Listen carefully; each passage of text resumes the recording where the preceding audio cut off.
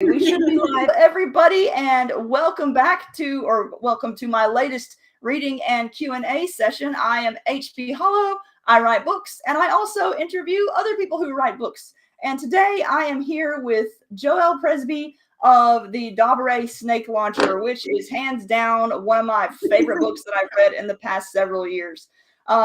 So I'm just going to let Joelle introduce yourself, tell us who you are and where we can find your books, and then we will go into talking about this wonderful thing. Hello. Thank you so much, HP. I've been watching your shows for a while, so it's fun to actually be on your show. That's great. You can find my stuff, your local bookstore, Barnes & Noble, Amazon, wherever good books are sold. Nice. Hold on, I'm pressing buttons here. So let's see.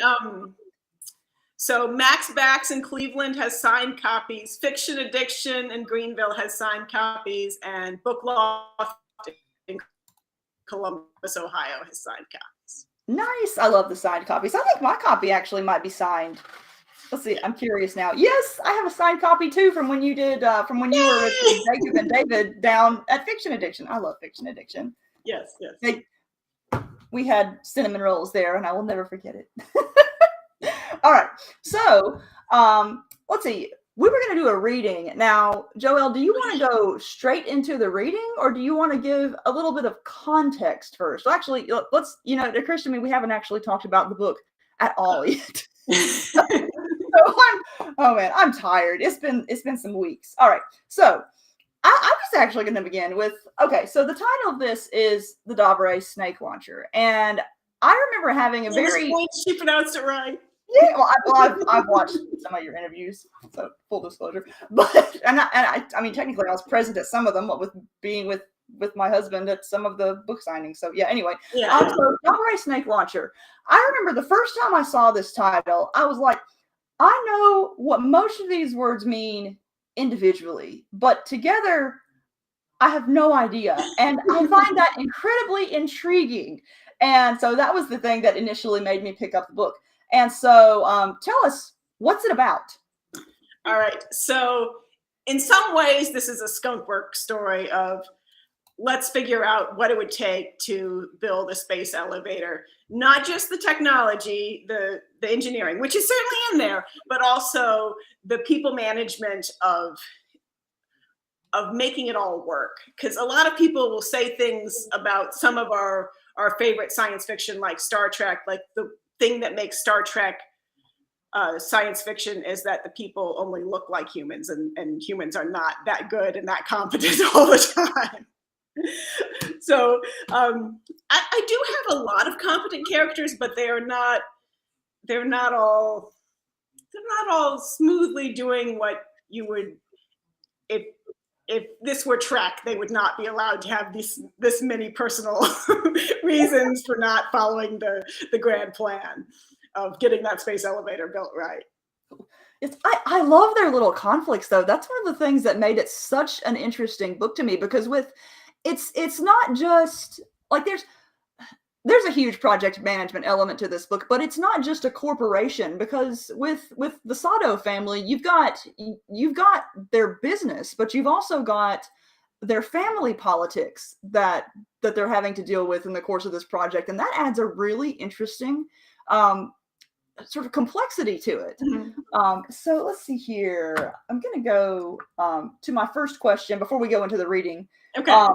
Now this is a very, very specific piece of science fiction in terms of its scope, because I mean, we want to build the first space elevator, and it's near future, and it's in Africa.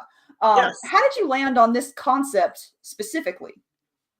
Well, part of it was after writing with David Weber in the Multiverse series, Toni Weisskopf at Bain gave me the opportunity to pitch to her some novel concepts, and this was one of the ones that she was interested in giving me a contract to write.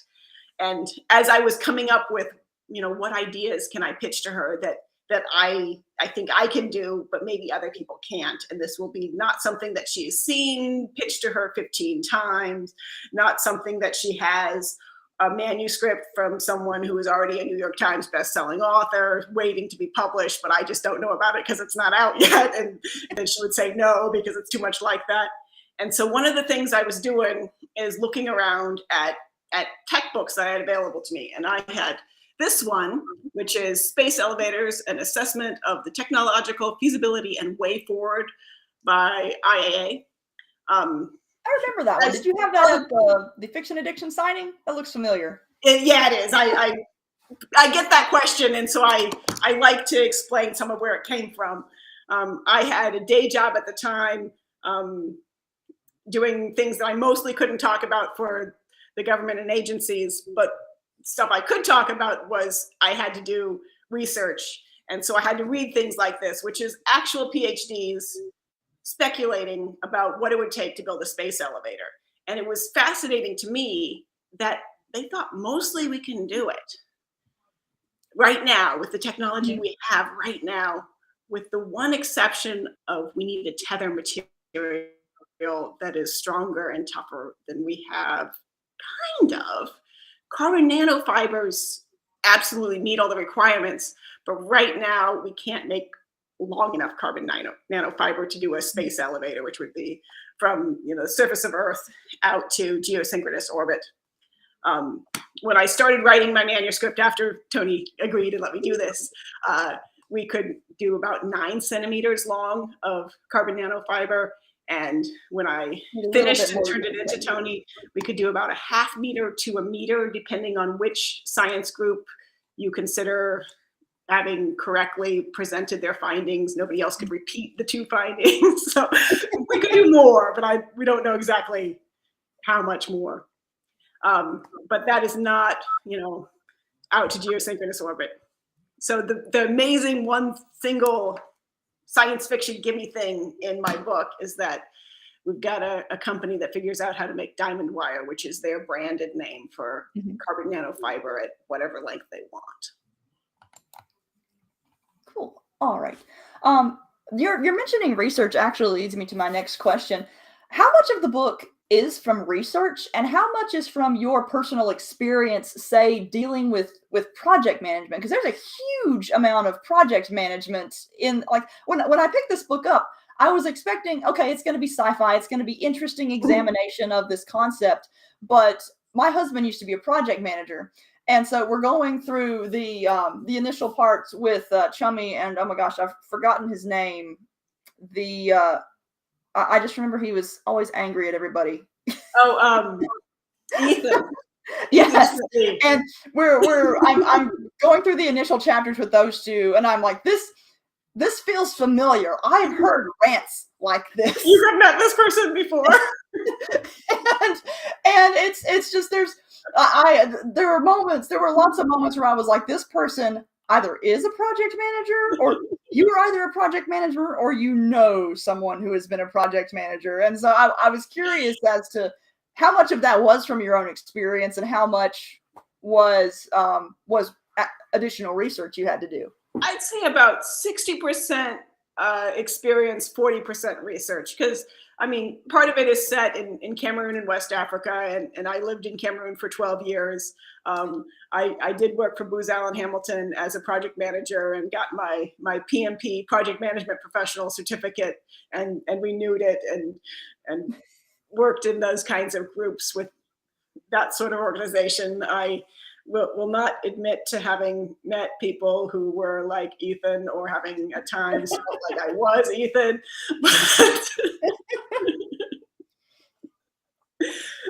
But I certainly empathize with where he might be coming from and what kind of situation makes people into that.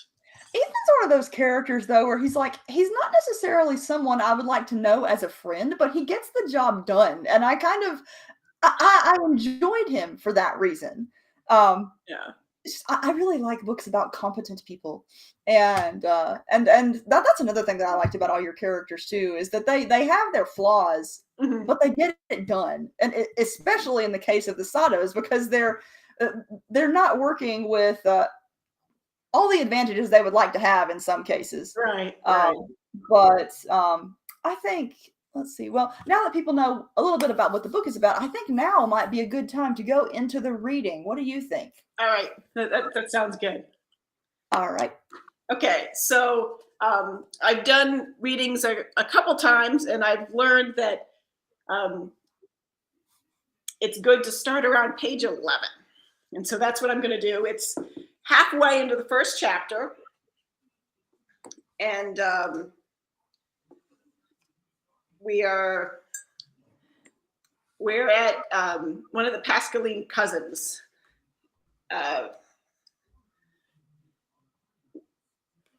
We've got Pascaline and Maurie are the two main cousins who are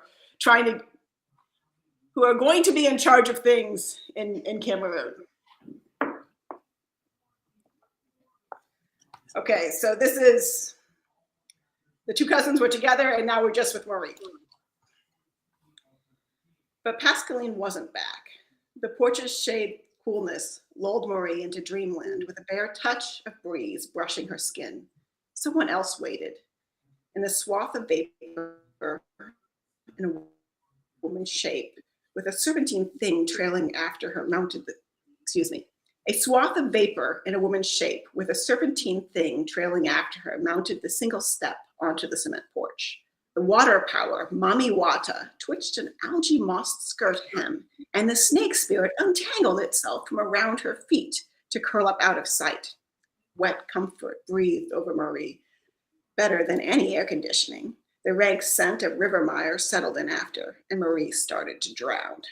Not yet! Mami Wata yanked a spirit coil from Maurie's face and shook it, so the snake head attached bobbled back and forth. No drowning my acolytes. The snake spirit hissed unwilling acceptance and huddled in an angry pile of coils at its mistress's muddy feet. Where was I? The water woman swayed side to side as if she were part snake herself. Scrawny, if there were more offspring, I'd swallow you whole and tell the ghosts to quit their clamoring until a better one was born. That sounds painful, Maurie thought. Oh, yes, it is. Mami Wata spat, and venomous fangs dove into Maurie's face. You are mine now. The bite spread agony and bitter cold at the speed of a panicked heart. Maurie grabbed her cheek to claw open the wound and attempt to bleed out some of the venom. But Mami Wata slapped her hand down, and then the spreading chill held her numb. Maurie wanted to vomit, but couldn't move her constricting throat enough to let the rising bile out. Shivers alternated with burning heat, and she forgot about the old wooden stool and the solid cement porch. Instead, Maurie struggled in the river mud at the edge of a not yet dry stream bed. Heat beat down on her. Too late, she could move, but nothing stopped the searing pain spreading from the bite. Not fair, she thought. A reasonable dream should at least include her feeling somewhat better while she endured the weirdness her subconscious chose to inflict on her. Heat and sweat boiled over her body. A fever dream, Maurie decided. Mami Wata writhed back as a snake, woman, and steam all at once, but she smelled of that almost dry, more mud than water, stream bed next to the last bush camp Maurie's team had used. It was the same one she was fairly sure that Pascaline had used to dunk her in when the fever got bad, and the rest of the team had scattered across the countryside searching for the nearest clinic. A Mami Wata is a river spirit, Maurie said, and I don't believe in spirits. A Maurie girl, the spirit snapped back, is a noble one, and I don't believe in nobility, no matter what silly colonialist names the living are calling their young these days. That makes no sense. Maurie tried to force her mind to other things.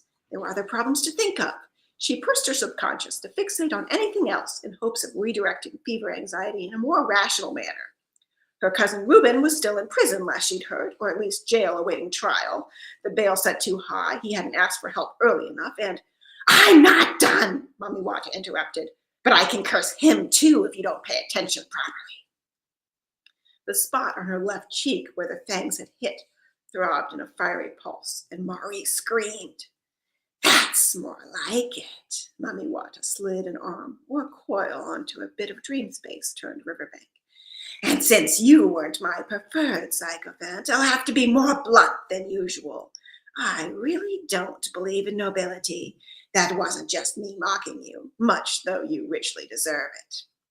Marie curled tight in a ball and focused on breathing as the pain ebbed. She really should not have let Pascaline help her to the outhouse.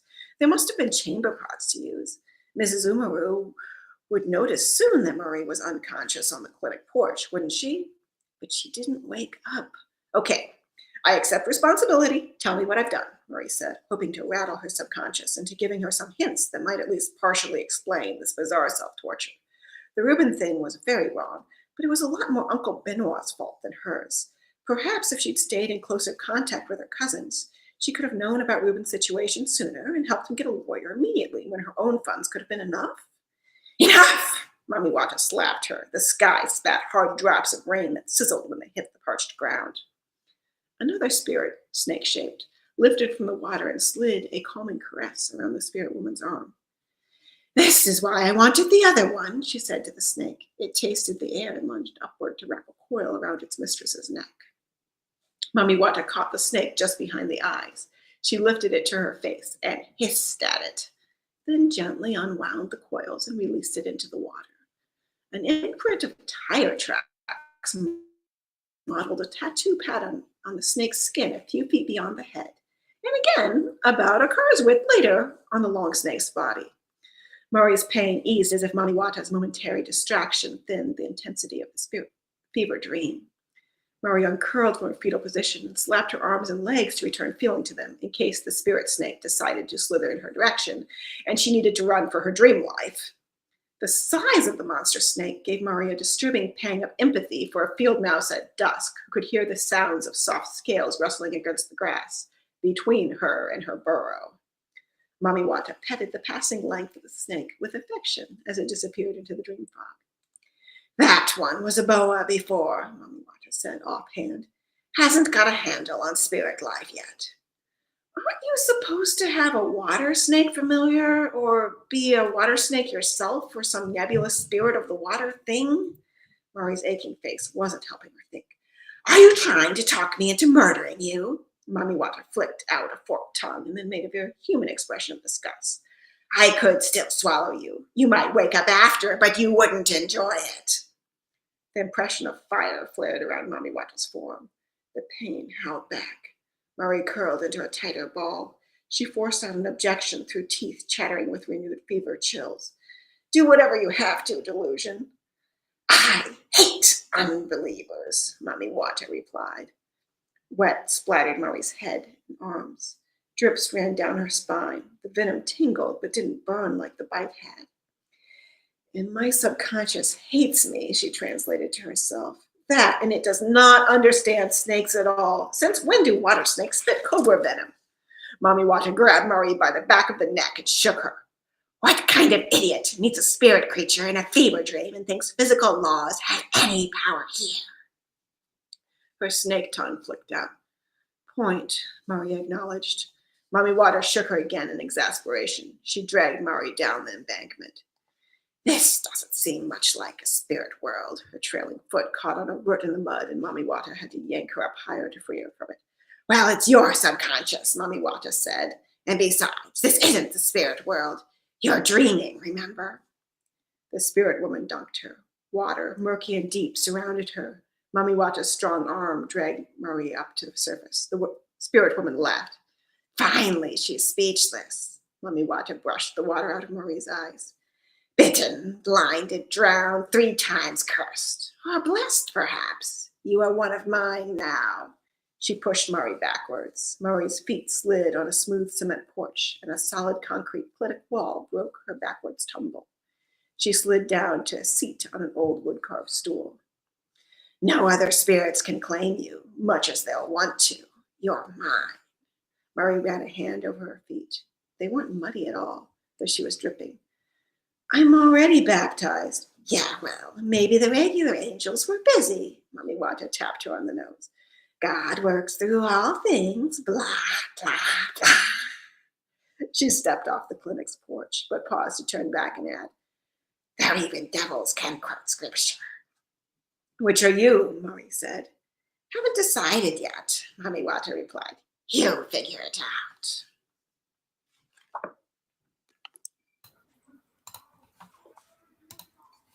So that's your first introduction to Mami Wata. Yes. I love Mami Wata as a character. Like you don't see her all that often in the novel, but when she's there, she's one of the best things about the scene. And I actually did have a question relating to her presence too.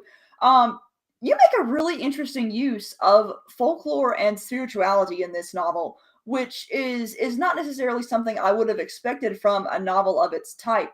What led to the decision to include the Mami Wata mythology? Well, first of all, that was not part of the original pitch that was approved for this book. And so I was writing along, and I don't necessarily write in order. So even though that's chapter 1, that wasn't necessarily written first, but I was writing along and she just kept coming back in. I was having trouble having as many characters who were from future Cameroon as I wanted to use without some of them having some of the local folklore be part of who they were. And before turning in the novel to Bain, I talked to several friends who are professionals and told them my concerns that a science fiction novel can't have this much mysticism in it. And I pitched it in such a way that they all agreed to me, everyone except David Weber, who told me I should actually talk to Tony Weisskopf first, because I was having trouble editing Mami Wata out. I tried and it wasn't working. And so I talked to Tony, expecting her to say, Joelle, I'm going to pass on this book unless you find a way to edit this character down to be not present in there, or at least to make sure that it's completely obvious that there's no way you can imagine she's real. I'm being too loud. You need to sleep. I will try to be a little quiet. One of your kids just so you be quiet. So that was my child. Tony Weisskopf's response was, not only are you keeping Mami Wata, you need to add more of her. Ah, nice. It was wonderful. And it just made it so much better to have not only as much as I wanted, but to not only the minimum that I thought was necessary, but as much as I wanted. That's nice. Well, the thing I like about the way you write her is that for a lot of the novel, there's very much a is she real or isn't she kind of vibe to it, and it's because you introduce her through the fever dream, and I admit through most of the novel I was like, oh, okay, I know this is going somewhere. Where's it going? And I absolutely loved the way you used her. I want to say in the very last scene of the book, avoiding spoilers. I mean, I guess it's not really spoiler, but you have a really clever way of working the spirituality into the ultimate theme of the book while still staying true to the science fiction nature of the book. And that was, I got to the last page and I was like, oh, that's a perfect ending. I love it so much. Oh, thank you. A thing that one of the biggest culture shock differences between life in Cameroon and life in the United States was how high fevers get. When I was in boarding school as a kid, my parents used the shortwave radio and just wanted to let us know that my youngest brother had a very bad case of malaria. Which malaria was so common that it was like the flu. Everybody took anti-malarial drugs daily, and everybody got malaria at least once a year. And you would have a really high fever, and you would see things that were not there. Wow. And it's possible that that when we had 106, 107, and higher fevers, that those were just inaccurate thermometers. I've had doctors tell me that no, that couldn't have actually been so, but you saw those numbers all the time. And maybe we got brain damage from it. But I mean, when you see things that's not there. Yeah. I didn't realize how astonishingly common it was. Now I do recall snake bites being a big deal in the novel as well, like not them being very common, and because I don't, like where I am in the US, I don't think about snake bites being a problem. We don't, I guess with the area I'm, we just don't have that many snakes that people run into contact with, but I just that was one of the things I remembered. I really remember loving all of those kinds of details that you put into the novel. Because the thing is, like, Africa, of course, is a very real place, Right. but the culture and challenges of it are so very different from what I'm accustomed to experiencing and reading about that it very much feels like reading about another world.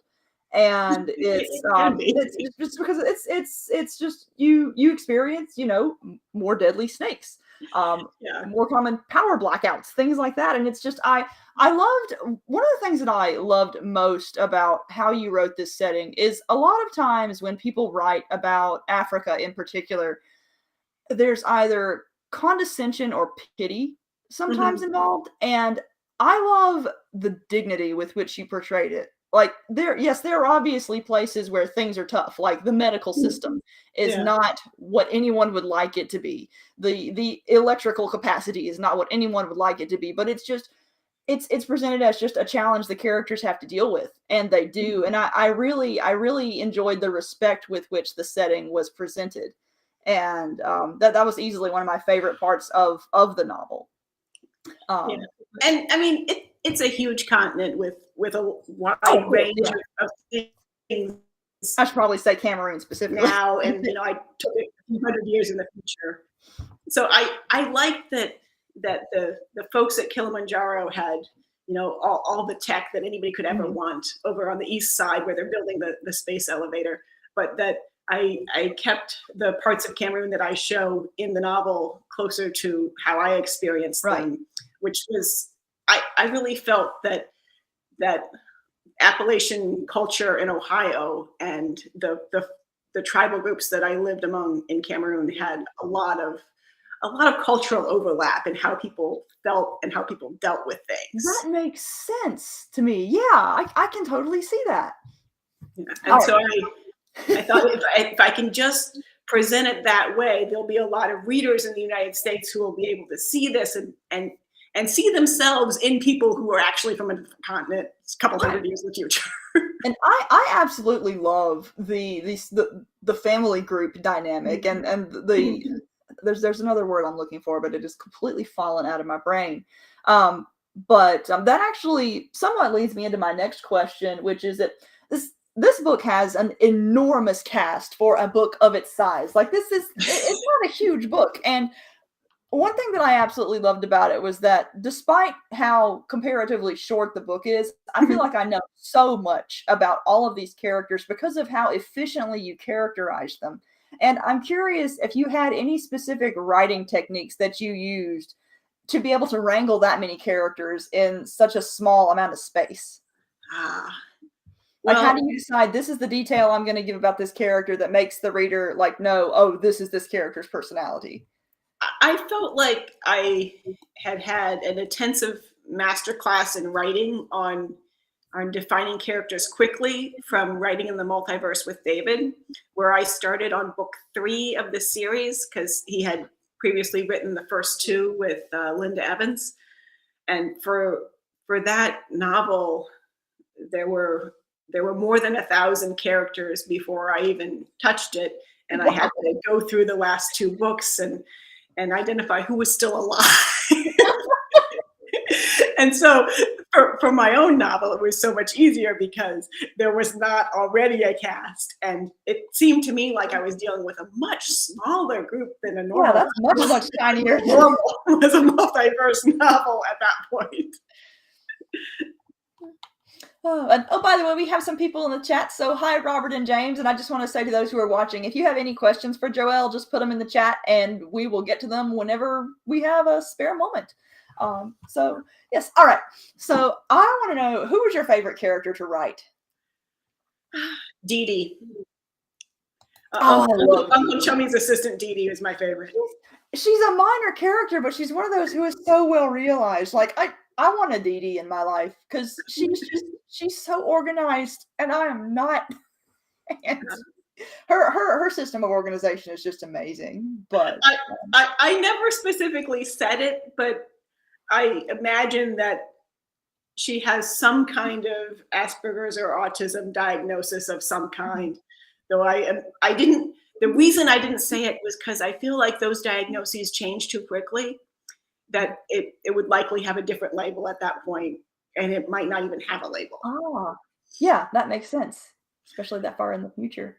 Yeah. But yeah, one thing that I really enjoyed about the novel is that most of the characters are competent, Mhm. but perhaps despite or perhaps because of their competence, they sometimes interfere with each other. And speaking of Dee in particular, one of the secrets of the book is Chummy, is well, I mean, you wrote the book, it. I'm just saying Yeah. it for the audience. But Chummy is he is the one who orchestrated that the Sadou Corporation, the Sadou family, got the contract to build the snake launcher, and he's trying to hide the fact that he's related to them. And I mean, he's not being like scummy or anything about it. He's but then Dee is just going about being Dee and discovers some random little things when she's doing some of her clerical work, and it's like Dee, I know you're doing a good job, and I know you want to do good work, but just stop a little bit. And it's like she's not doing anything malevolent. She's just doing her job, but she's about to mess a few things up. Yeah. And it's just I love little elements like that. And I love too how even minor characters get some really great moments too. There's a scene late in the novel, and I've forgotten this other character's name too, but he's one of the smaller relatives of the Sadou family. And he's the one who plays a pivotal role in one of the final family meetings. His name is completely slipping my mind. Huh? I'm guessing you mean Reuben, the guy who was in jail. Reuben, where he's just they're calling a vote, and he comes in and he has his great few words and changes everyone's fates. And I really love the way you handled him. I'm trying to avoid spoilers here, but I absolutely love that too. And the thing that I love about the Sadous in particular, and the main character Sadous, is I'm simultaneously terrified of some of them, and yet I also want to be friends with them. Like Pascaline in particular. Pascaline is someone where she is so ferocious about getting things done. Mm-hmm. And she's the kind of character where she's not someone I would want to hang around because she's so fierce, but she's absolutely the kind of person I would go to when I have a problem and I know I need to be told what to do, but I don't want to hear it, but I know I need to hear it. I know Pascaline's going to tell me whether I want to hear it or not. And I really love those kinds of characters. I really, really love her relationship with, is it pronounced Adamu? Yes. Yes. I really love this, just their whole romance is not the right word for it. Mm-hmm. I guess it evolves, but their whole relationship is just magnificently orchestrated, and I love it. Yes. Their arranged marriage that they both reject, except that they change their minds. Yes. So my next question actually has to do with the Sadou family as well, and it's, how did you determine what the family conflicts were going to be, and how they would interconnect with the project as a whole? Because it's like the Sadou family could have its own soap opera, like completely independent of doing space stuff. And so I was curious to know how you went about structuring their issues and integrating them into the main larger plot. Well, some of it was they had to have certain conflicts because I needed them for the plot, but some of it was, okay, look at what could they really own to be, I need them to be wealthy, what is already there, and doing the research for how can you be a rich person at that location that I need them to be, because based on how the earth is and the orbit, you need to have this thing this way, this other things that way. So things were inspired by geography and knowing where cement plants are now, where oil fields are now. But also some of it was just having lived in Cameroon for 12 years and seeing the different ways that wealthy in another culture have their new rich, old rich conflicts. Because a lot of the problems that the Sadou family have is because they've got their feet in both local society and have taken on some of the Western ways of being a rich family, and they don't fit together that well. Right. There are problems that are created because of the way they've set themselves up, and it lets other families kind of look down their noses at them as we are the old rich, and we would never do those stupid Western things. And it lets American readers be like, hey, some of these Western things are stupid. and everybody enjoys laughing at rich people, especially if you're not a rich person. This is true. Oh, hi, Casey and David. We got more people in the chat. All right. We have actually made it to the end of most of my questions. But I am curious. Now, this is pretty much a self-contained novel and functions perfectly on its own, but just fingers crossed. Is there a sequel in the works? Yes, sort of. This is by design novel 0 in a series. Ooh.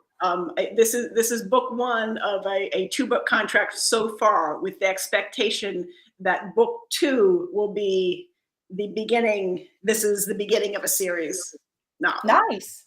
So what is there are a lot of directions this series could go in. What is the planned trajectory? Do you have one in mind yet, or is it? Or is it still too early to know? When I pitched Toni Weisskopf some novel ideas, she selected 2, and the sequel is the second one she picked.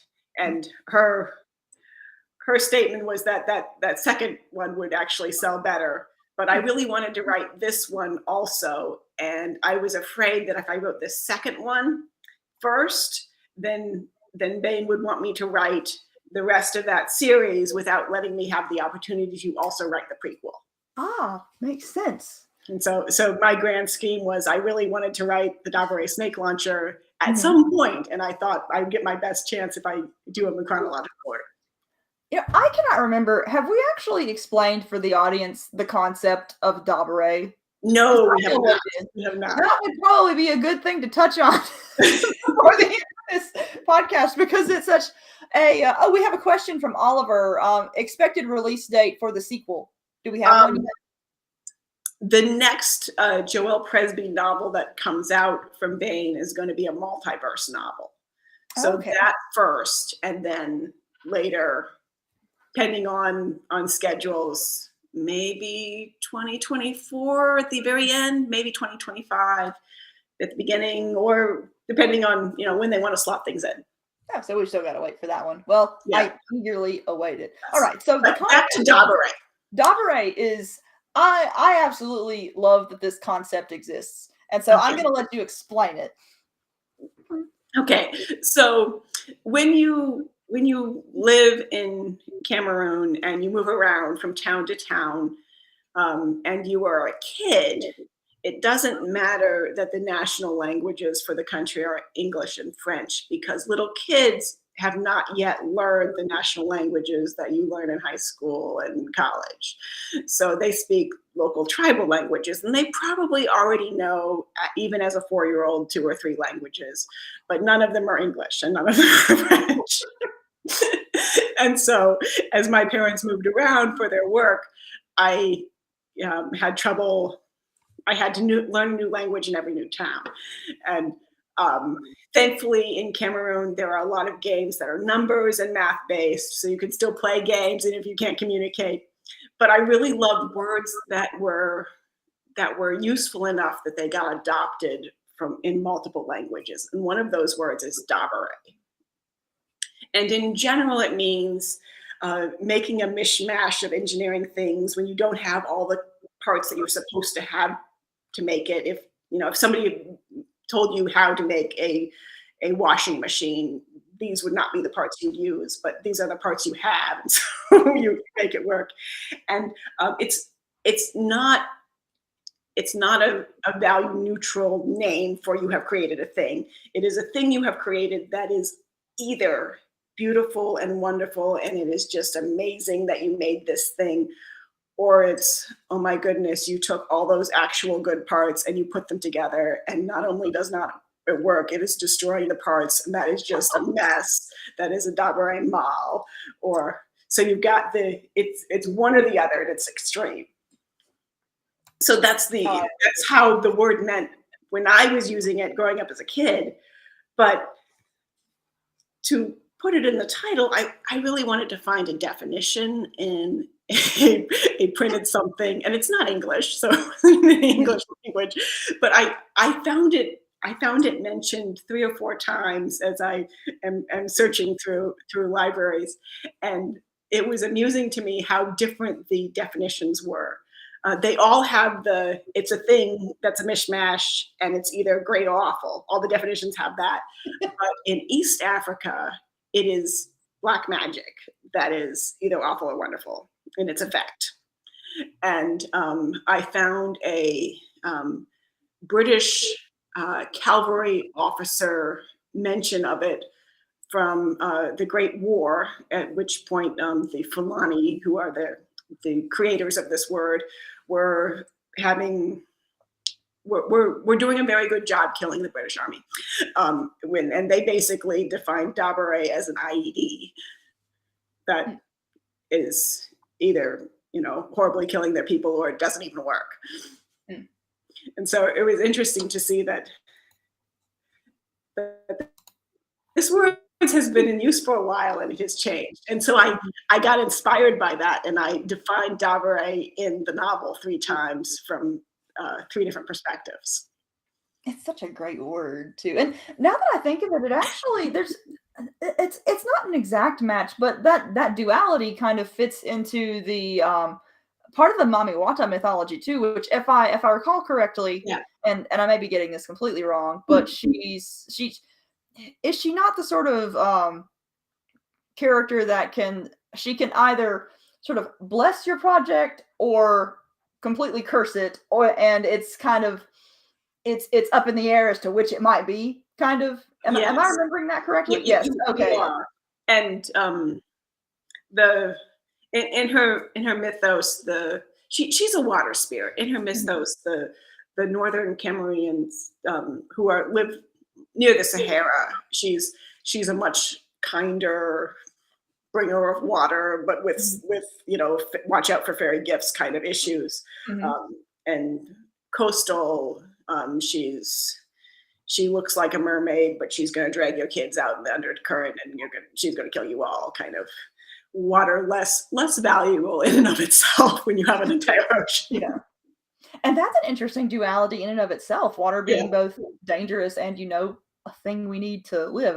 I love all these juxtapositions. Given that Mamiwata just kind of shoved her way into the novel without you planning on it happening, is there a plan to continue that sort of folklore spirituality element throughout the series? I am undecided. I'm still thinking about that. Because that's the kind of thing I would be fascinated to read, because I know next to nothing about mythologies from African countries. And so it's like, I remember when I was growing up, I would read the Anansi stories, and they were some of my favorites, but that's about the extent of my experience with it. And so reading about Mamiwata, even though she was a fairly minor part of the story in terms of her like word count presence, was still very fascinating to me. I loved it. Let's see, we are down to the last 15 minutes. So I haven't had any questions yet, well, except for the expected release date. But if anyone has one in the audience, feel free to send it along. Let's see, what else can we talk about to spend this last 15 minutes? We made it through all my questions really fast. I am amused by this comment. Beware of Tony. She will encourage you to make plans within plans and then help you get there. That is very true. So someone knows the Grand Empress of Bane books. There's going to come a point where my husband is actually finishing up his or not finishing up, he's about halfway through it, but he's working on his last contracted book right now, which means we're going to have to be coming up with some of those little plans soon. And it's like, how do we present this? What do we present? And because we know how Tony works. But all right, well, another thing we can talk about in the last 15 minutes is new projects you have coming up, because you mentioned the multiverse coming up. So let's hear about that. All right. So for those who need some more DABARE stories, there is a DABARE short story. Am I holding this right? In Chicks and Tank Tops, which came out in January. That actually reminds me that I need to order that because I thought I had pre-ordered it and then I didn't. And so I need to get on that. That's extra motivation. Yeah. And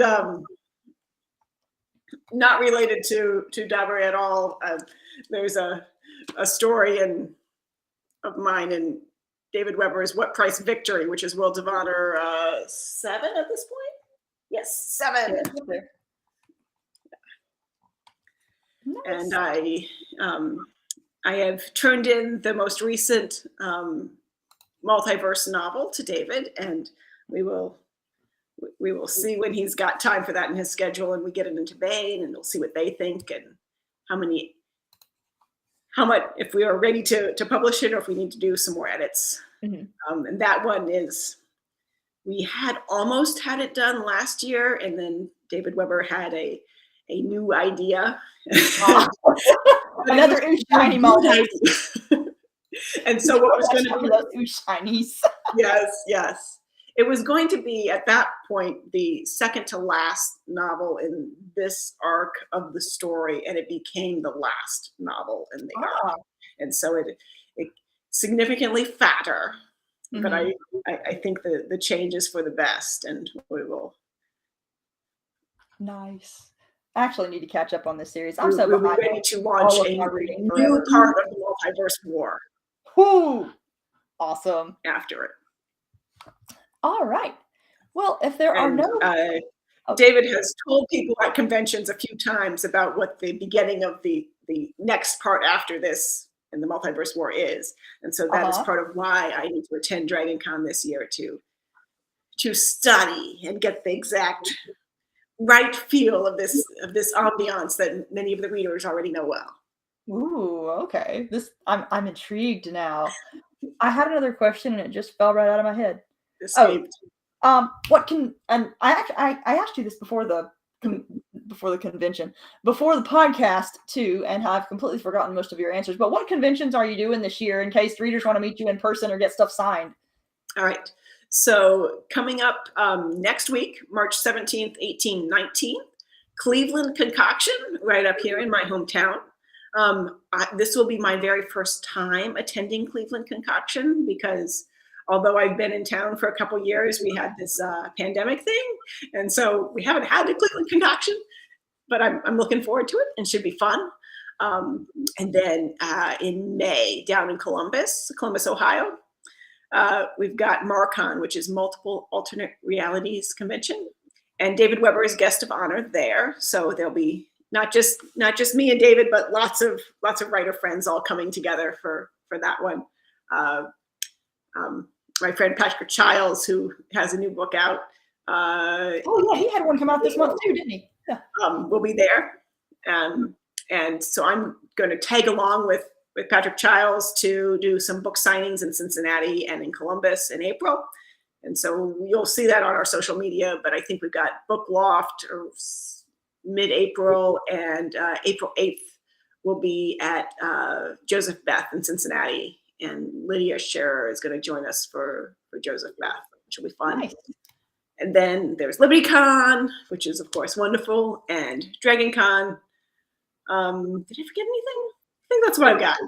Yeah, I think so. That sounds familiar from when we were chatting before. But yeah, well, we are getting close to 9 o'clock, so I think now is about time to wrap it up. So thank you for coming on the show. This has been fun, and I've gotten to fangirl all evening, so this has been incredibly exciting.